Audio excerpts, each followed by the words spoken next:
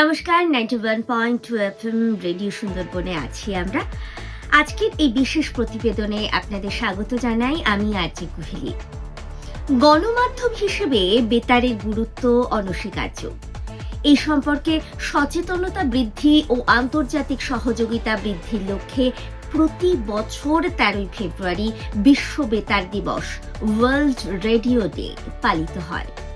2014 সালে ইউনেস্কোর সাধারণ সম্মেলনের 36তম অধিবেশনে 13 ফেব্রুয়ারি তারিখে বিশ্ব বেতার দিবস ঘোষণা করা হয়। বেতার এমন একটি গণমাধ্যম পৃথিবীতে যার ব্যাপ্তি অন্য সব গণমাধ্যম অপেক্ষা বেশি। এটি একাধারে যোগাযোগের শক্তিশালী হাতিয়ার এবং সাশ্রয়ী মাধ্যম হিসেবে স্বীকৃত।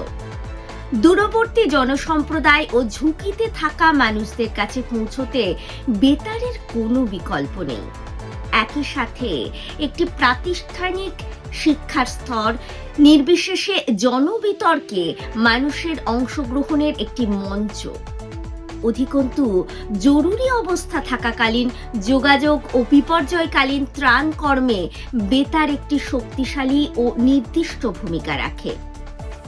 বর্তমান বিভিন্ন গণমাধ্যমের সমধর্মিতা হবার প্রবণতা বেড়ে গেছে, তাই বেতার সেবাগুলিও প্রযুক্তির নতুন নতুন রূপের সাথে খাপ খাইয়ে নিয়ে ব্রডব্যান্ড ইন্টারনেট, মুঠোফোন ও ট্যাবলেটে বিভিন্ন রূপে আবির্ভূত হচ্ছে।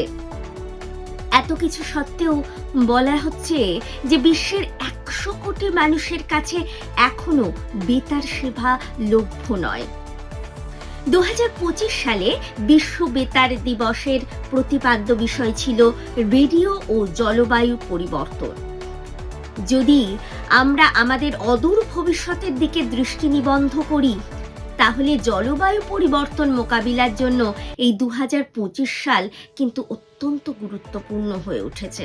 2026-এর বিশ্ব বেতার দিবসের প্রতিপাদ্য হল রেডিও এবং কৃত্রিম বুদ্ধিমত্তা। কৃত্রিম বুদ্ধিমত্তা একটি হাতিয়ার, কণ্ঠস্বর নয়।